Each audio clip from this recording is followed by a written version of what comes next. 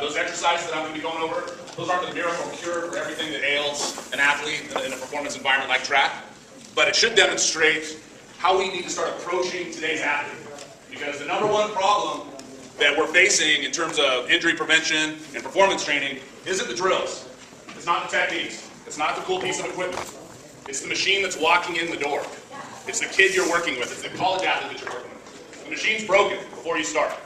The lack of movement dynamically for kids today is unparalleled, especially in the U.S. in industrialized cultures. So the mechanics are already altered before you start applying a lot of your drills. The old days, back in the day, and I usually date myself when I start talking about when I was back over at Beaverton doing track, basketball, and football, about how minimal our severe injuries were. Like big time muscle strains and tears, ligament tears. Warm up back in the day was 2 laps in track. In football, it was to the fence and back. And in basketball, you did some layups and your body was ready to go. You can't do that anymore.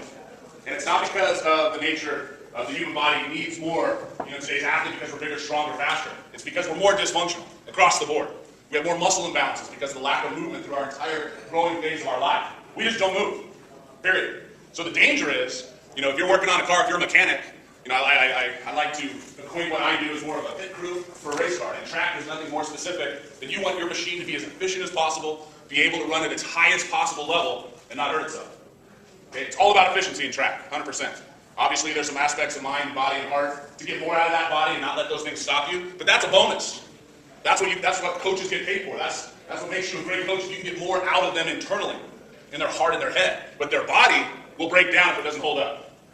Okay? And I know I make some pretty audacious claims on the top of that, but you should never pull a muscle. Ever. If your muscles are balanced, you'll fatigue at an even rate, and you'll never create enough torque or stress or pressure to ever injure that tissue or have your brain react in a negative way to have that muscle seize. Now, to get to that point isn't easy. That's the whole point, is you're not just driving your car at a slow rate, you're redlining. That's the whole point of track, at the top speed. So how do you keep those muscles balanced at the very epitome of your performance, the highest level? Well, you have to start by looking at the body originally. You can't assume that the muscles are balanced when you first get them. It used to be, back in my day, and now I can say that, the biggest discrepancy that most coaches dealt with were growth spurts. Typical Osgood slaughters, maybe some heel bruising, maybe a little bit of lower back, some hamstring tightness. But stress fractures didn't exist, and they weren't as rampant as they are now. Patella tendonitis, Achilles issues, lower back, groin, shin splints. Oh, we give them shin splints because the surface is too hard. We're all of a sudden so weak that we can't run on a hard surface. That's crap. It's the body itself and the way it's loading into its joints aren't balanced anymore. We're not even. So if we don't approach our athletes right out of the gate that they're already broken, and the initial phase of my training needs to be reestablishing some neuromuscular pathways and some relationship between antagonistic muscles, getting the muscle a little bit balanced before I get into all these really cool performance techniques, you're just going to make it worse. And the number one goal here, if I said you're not going to have any of your top-end athletes in the first third of your season, but if I can guarantee you 100% of your athletes in the last third of your season, everyone would be signing up and buying some of that, especially in the sport, because it's all about peaking at the right time. It's all about being able to max out your performance when it counts. So as we approach that, we have to shift our focus. If we really care, we have to shift our focus. And warm-ups and cool-downs aren't just kind of a nagging thing that coaches have to deal with until they get to what they perceive as the real guts of their practice with their drills. Right now, because of the population, because of the position of their bodies, the weakness and the imbalances, training that human body to move efficiently is now the most important component of your training before you get into the technique, before you get into drills that increase speed, that increase endurance. If you have an imbalance between opposing muscle groups, and you go and you do your sport-specific endurance training, you're going to increase the discrepancy in those muscular patterns and those muscular groups, which is going to put more stress on the connective tissue, tendons. It's going to create different load-bearing angles. Our bones are built to get stronger with pressure. That's science. All this is fact.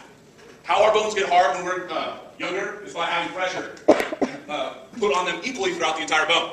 Now, why do they weaken? Why do we develop a stress fracture all of a sudden? Is it really that calcium doesn't exist? We have to do all these supplements, or is it that when our bodies, if you look at the average teenager today from the side, and you look at their posture, and it's not just poor posture because they don't care, and they don't have grandma poking them in the back saying sit up straight, it's that they're structurally weak. So now when you're out there doing load-bearing exercises and bounding and plyometrics and ballistic movements, and their joints aren't stacked over the top of each other, they're going to put too much pressure on one side of the bone, and it's going to deteriorate instead of build density. Because our bones are designed to absorb our body weight evenly. That's how they get stronger. So we have to look at it from a different angle now. We have to analyze, how many miles can I put on these kids? And I've talked to a lot of coaches in a lot of different fields. Okay, football coaches, Squat and power clean, they start shaking a little bit if you start to say that that's not as good for today's kid anymore. Oh, I gotta do the big three, we're not gonna be competitive. Start to talk to some distance coaches, and I start talking about miles, and they start looking at me like, I'm someone that they should be talking to because I don't understand sport, okay? Miles won't do you any good if the way that body runs those miles is damaging to the muscular system. So there has to be a way to train those muscles to perform at a high level to allow those miles to be beneficial. You gotta spend time in your warm-ups and your cool-downs. Maybe you don't even call them that anymore so that they have real weight. I coach over at Southridge. We've redesigned the entire program over there in the last 2 years. Every coach on staff has to be present during the warm-up and walk around and adjust to keep the kids focused. It's not a time to socialize. It's the most important part of the entire day to prepare those bodies for the movements we're about to do. We just completed a season with 0 ligament tears, 0 sprains, 0 concussions. We didn't have any. We had 1 contact related where a guy's shoulder got knocked out when he got tackled, ran into the ground, and that was it. Okay? Still doesn't always translate to winning. We didn't win the whole thing, so I'd like to be able to boast that, but we didn't get that done. The talent still has something to do with it. As us coaches, it's really good to be a good coach, great talent. But the mindset has to change. And it has to change because of who's walking through the door, not because our techniques and drills aren't efficient. Okay? So when we're looking at a lot of the aspects of how the body's efficient, period. Talk about nutrition, hydration. You guys are already fighting an uphill battle in those 2 areas. I mean, the muscles that you're dealing with are weak. They can't sustain, they're not resilient, they're dehydrated. They think that drinking a power drink after a workout is hydration, not drinking water all the time like you're supposed to. Nutrition, you're already fine. We don't have enough time to go into those 2 aspects, but they play a big part. But the other one's movement. We have to move the human body in certain directions for those muscles to maintain their relationship. Even the coordination to be able to move. Form follows function. You can't adjust someone's form unless they have the function to perform it correctly. And unfortunately, these kids don't. So you have to invest some time into building that up. If the exercise or drill that you do as part of your training can hold and your body can replicate that, and not when it's tired. I mean, one of my favorite visuals, is to watch a runner at the beginning of the marathon and watch a runner at the end of the marathon. Their mechanics, especially recreationally, aren't the same. Their body has recruited a different way to continue to move forward. Okay? And not necessarily the way the human body is designed. It's got to pull the joints. How many people have seen people run with their leg going in a circular motion? I call it the egg beater gait. Our knees aren't designed to go in a rotation like that. But we recruit a way to do that to keep moving forward. And if we're young enough, our tissues can take that abuse for a while. But it's not efficient. You get more out of taking that person, put them on their side, training their bodies in open range movements without any pressure on their feet and not letting them run at all season and have them run at the end, than try to have them run with that dysfunctional gait pattern and hope that their tissue survives the process, whether they're light enough and strong enough to survive that movement. Okay? So when we look at all the different, there's strength and balance. Think of all the techniques you guys are learning. I want to improve the ability for my brain to fire a muscle for the muscle to be more efficient and propel my body, whether it's in a jump, sprint, kick at the end of a distance run, power and strength. You got to make sure that the muscles are even that are associated with certain joints. My bicep and tricep have a specific relationship with each other. And if you break that, it's going to put my elbow into a compromised position. The other thing that most people don't talk about is endurance imbalances. That's where you get the strains. You don't get the tears, you get the strains and the itises. And there's so many things now that can cure those things or hide those things, so you don't feel them, or it changes where the inflammation happens. But it doesn't address the mechanics that slowly wear and tear on that connective tissue, on that tendon. Because if I'm running and I start fatiguing unevenly, my body will recruit a way to keep moving. If I care at all, I'm a good athlete. If I have a little heart, if I have a coach that's riding my ass the whole time, I'm going to keep running, but maybe not correctly. And now you're going to start to diminish your results. You're going to start to become injury prone. I mean, I've had football players in the past, football player at this school about 10 years ago, 12 years ago, who quit track because he didn't want to get hurt. He was a football player. And I looked at him like a golden retriever going, you're going to quit track because you don't want to get hurt. Because he had such an intense training regimen that when he would run track at full speed, he would always pull or tear something. And that's 100% about imbalance. It's not a black cloud. It's not bad luck. And until we as coaches and trainers start exploring different ways to attract that and take accountability, it's not our fault they're broken when they get to it. But if we ignore that fact, it is our fault. If we do one-dimensional movements and training that's specific to the event and not address the total mechanics of the human body, it is our fault. Our trainers at my gym, if anyone comes to me and says, Jimmy missed this, or this is a little tweak, my trainers don't sleep at night. Because we have to analyze what we did to create that problem, or if we did anything to make that imbalance worse. So these exercises that we're going to go through, I'm going to spend the rest of the time going over the exercises so we can kind of break it down, because I want you guys to have something to go play with. I can sit here on a soapbox and preach lack of balance in training and today's population all we want, but I want you to have something to go use so we give us feedback on how we can make it more efficient. Because in a perfect world, people need to move 3 to 5 hours a day. That's how our bodies are designed. That's why how many people are loving sitting on these things for hours at a time? Okay? Our bodies aren't designed to be stationary. Our mechanics, our blood flow, everything's predicated on plumbing, everything's predicated on alignment, and our muscles control that 100%, and our muscles are dependent on movement. So what I've done is I've designed 3 series of exercises. Try to take into account the kid, because I know attention span, I mean, if all our athletes did everything we said, our lives would be a lot easier too, so you gotta take that into account. I have to take account how much time you guys have with the kids, what the ratio is of how many kids you might have. I mean, track warm-ups are huge. You know, and it's usually a very social environment. I mean, I love track for that reason as well, even though I took it very seriously with my event. The problem is it's not like we can make it less fun, but we're gonna have to take it a little more serious. Or we just spend it during our drills. So it's broken down into 3 different phases. There's an activation phase, which means just introducing the ability for your tools to work correctly. Correcting some of the fundamental postural issues that happen with today's athletes. Okay? The second set is called the integration phase. And this is all based on the system of our adapt progressions. How we train, we analyze the function of the body, we introduce the function, we introduce the performance, and then we assess recovery. So that's what I've applied to this. So the second stage is the integration phase. And that phase, now we're going to introduce some performance to that efficiency. Just because you're efficient doesn't mean you're a good athlete. And when you first learn to walk, you can't run a marathon. When you first learn to walk, you can't sprint very well. There's coordination, proprioception, all these other aspects of performance that we have to address. But you can't sacrifice function trying to build it. For example, I mean, there's one exercise in there, lunge walking 100 yards. If you can't lunge walk 100 yards with your hands behind your head, you are not efficient enough to run 2 miles. You're not. You're not efficient enough to sprint. Effectively, how the body's designed. You can still get it done. But I guarantee if you took an average high school team and you had them slow down, which good luck with that, how many coaches you have, that's a whole different story. And you literally had them lunge walk with their torso perpendicular to the ground, hands behind their head so they're not swinging and counterbalancing with their arms, getting their knee within 1 inch to 2 inches of the floor, and not having to go side to side to transition their body weight through the top of that femur rotation, you're set. And I guarantee you have very few people that can get all the way down 100 yards and look efficient doing it.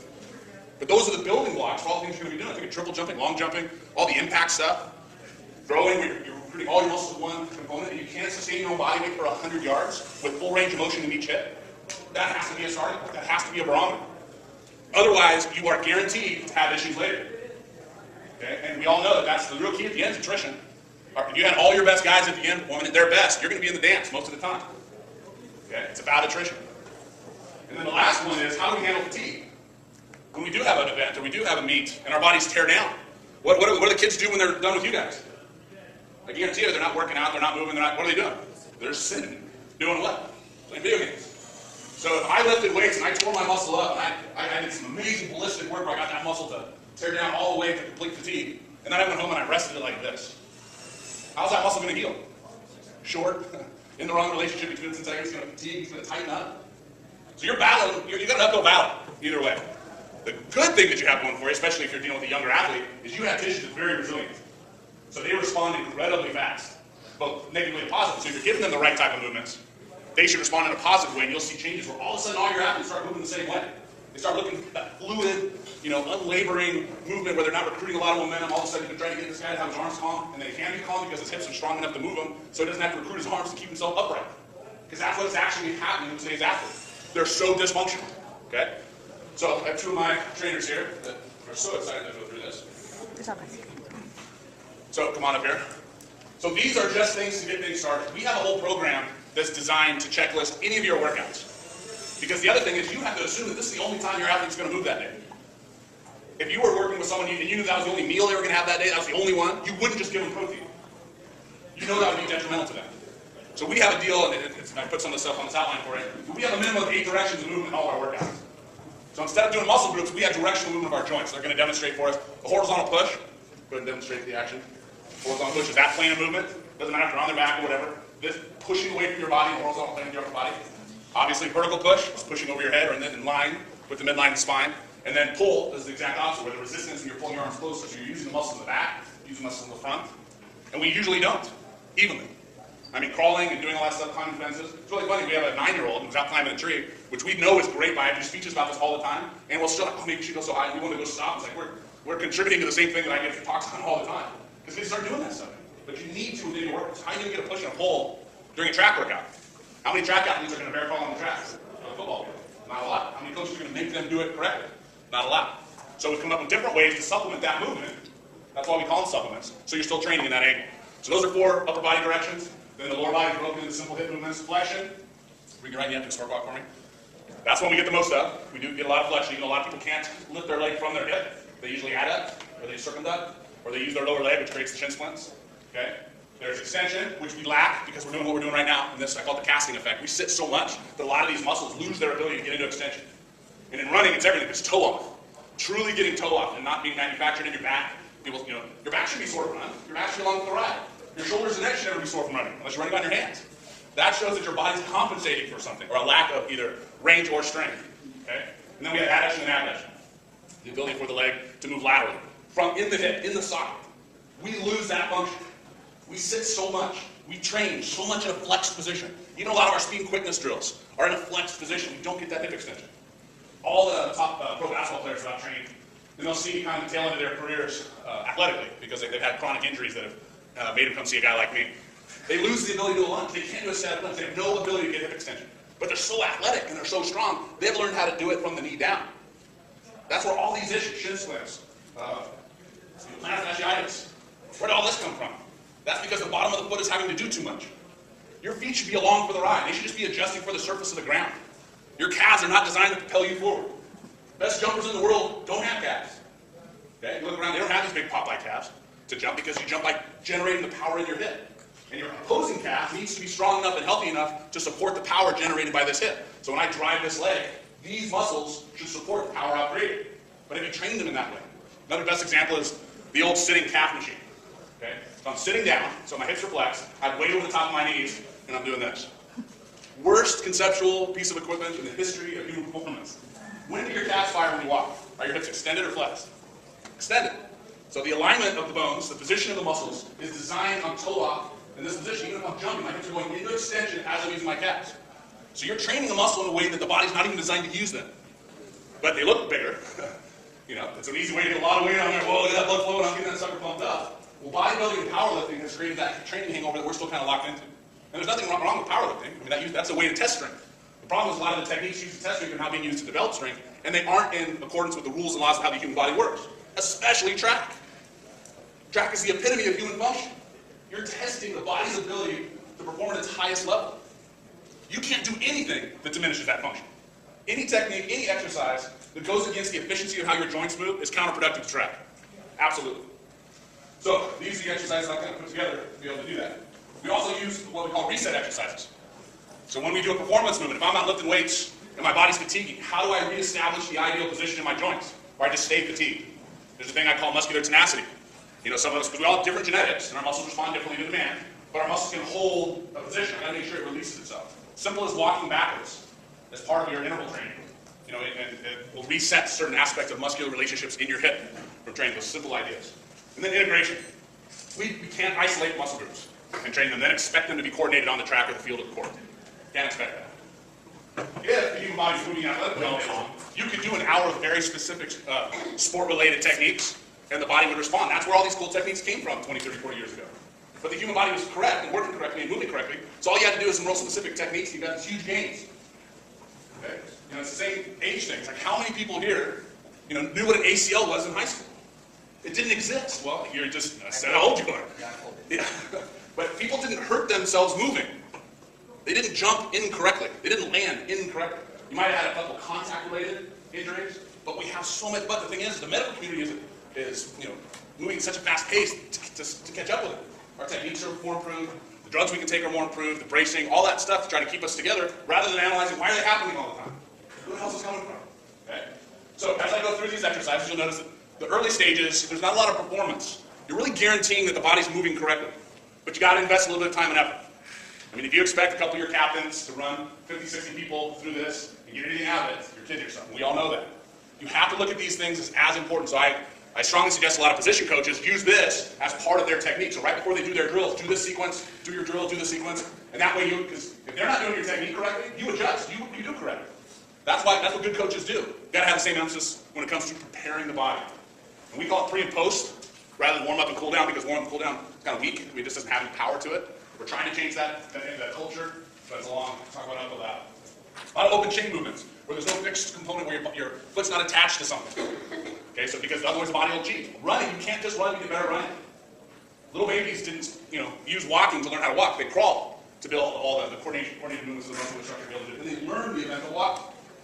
Okay, so we're going to get started. These guys are really excited about it. So lower body routines, they're broken down into 3 different aspects: activation, integration, and performance. So the first one, we're going to do spread foot elbow curls. So get your feet as wide as they can.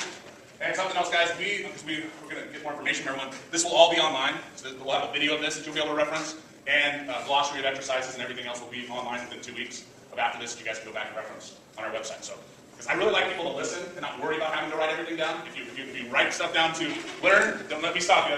But that's why I did it in that way, so you don't have to worry about writing every single thing down.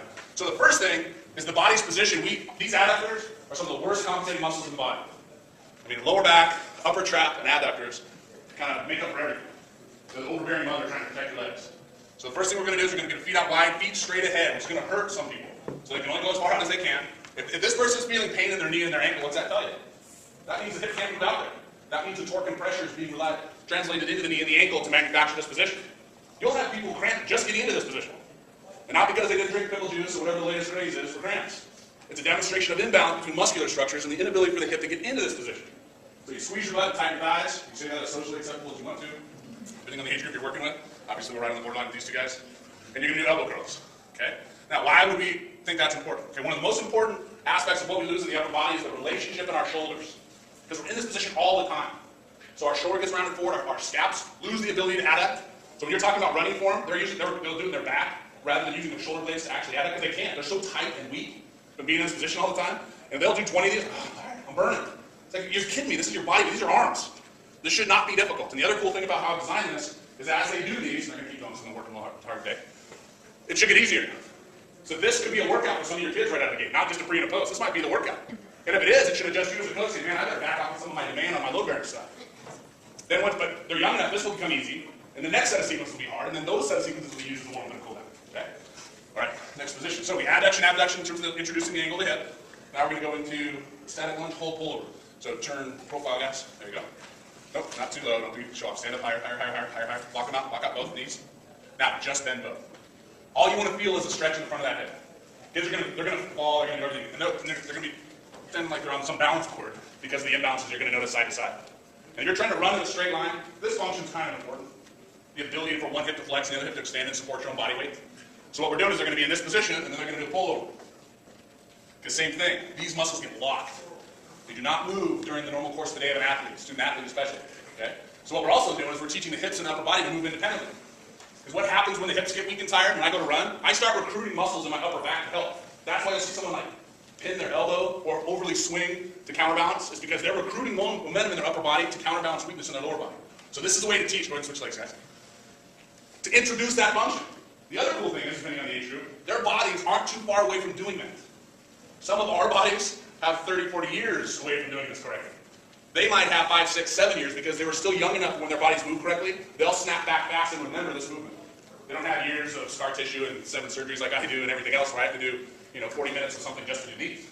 There's a reason these guys are demonstrating, not me, to be able to do that. Okay? Now we're going to go into spread foot bias. So we've done it statically, introduced the angle, the range of motion of the movement. Now we're going to articulate. Now we're going to transition from one position to another.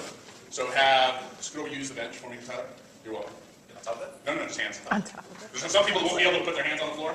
Because the goal with this is to have a flat back, which is going to be difficult. Okay? And you want to see, and I use a lot of analogies, but I want to pretend my butt doesn't, if it's a camera, it's always pointing straight back.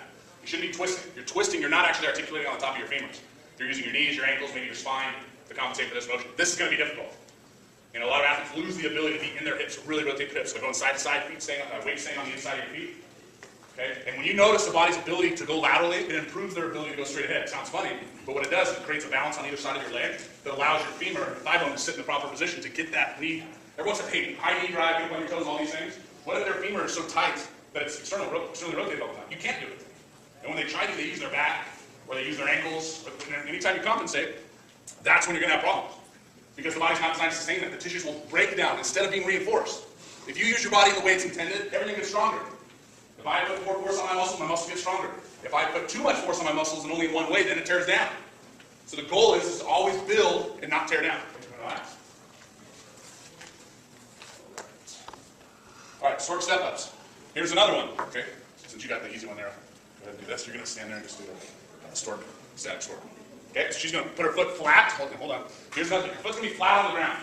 I do not want her to recruit her calf. That doesn't mean that people, I've worked with a lot of coaches when they work with me, and they'll go, why are you telling me to be flat-footed? You don't want to be flat-footed. I go, no, I'm training the mechanics of her hip in this movement. I'm not training and improving the mechanics of her calf. The calf comes in other things we'll do with the walking lunge and everything else, but I really want to isolate her ability to use the muscles high in that hip first. Okay? Little babies, when they're on their back before they walk, they don't have any pressure on their feet. They're just doing open chain movements all the time, building the integrity of the movements of the core muscles of your hip and spine. So in the perfect world, she'd have her hands behind her head so she wouldn't accrue momentum. She's going to drive her leg into the bench like she's pushing into the clutch. Another analogy wasted on today's youth because they don't know what a clutch is. She's going to push straight down into the bench and drive up and drive the other knee up into a 90-degree angle and then back down, all on the same leg. Good. Nice little bounce in the beginning because she's also a distance runner. So her weakness, she knows, is really high here and really high here that we're working on and building. But she's so strong for her weight that she can get away with not being equal on all those muscles. But she's running ultra now too, so we're going to catch up there. Okay, go ahead and do that for me on each side. If you can't do that, you start on this position. If someone's too heavy, too weak, too structurally imbalanced. This is also an exercise to do when someone's coming off an injury, after they pull a muscle and they treat the muscle. You can't jump right back into performance movements. These will retrain the muscles back from that. So they're used in the beginning of the season, what I call the preseason, and they're also used as a first step back from an injury. So that when they go to run full speed again, they're balanced and they're not going to hurt something else. Because most times they don't hurt the same muscle again, or the same injury or same joint. They hurt how their body cheats to keep pressure off the previous injury. Okay? Same thing, it says for 30 seconds. I have two different times on there. So if you're a coach and you're controlling it yourself, you can do it with a stopwatch and whistle. If you're having everyone do it together. Or you can have the trainer or captain do it themselves and they can just count. So that's why I put both of them on there, just purely from a coaching perspective. If you're in control of it, it's easier to do by time instead of having to count. You're not going to trust that they're going to do them all. Some people are going to do more or less. So time's easier if you're controlling it as a coach. Okay? Now here's one that's going to be tough. Because this isn't the most socially acceptable position to train, but you need to get the length. How many people do the heel walking and toe walking in track? You've seen? Do all those type of things, right? The mechanics of increasing the tissue length and resiliency is great. Training the brain, the neuromuscular connection to walk that way isn't so good. You've got to incorporate other aspects. Those are supportive muscles. So what we're doing in a way to load their upper and lower body, you go to the wall, you come this way, you go toward me, you go away. And you're going to walk your hands out as far as you can. It's great. I mean, the plank is one of the most popular exercises these days. Everything goes in. And they keep their legs locked, so that there shouldn't be any bend in their knees. And they're going to walk up on their toes as high as they can, their fingertips, and walk back out. You're going to get proper length in all the connective tissue in the back of your legs. But the important thing is you're going to establish the relationship between the calf and the rest of the body. It's a support muscle. It's designed to go with other movements. Okay?